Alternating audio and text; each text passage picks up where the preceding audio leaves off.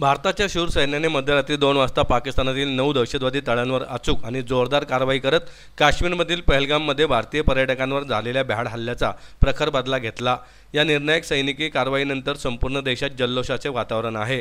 या ऐतिहासिक विजयाच्या पार्श्वभूमीवर हडपसरमधील मांजरी येथील धर्मवीर आनंद दिघे चौकात शिवसेनेच्या वतीने मिठाई वाटप करून आणि पेढे वाटून भारतीय सैन्याच्या शौर्याला सलाम करण्यात आला।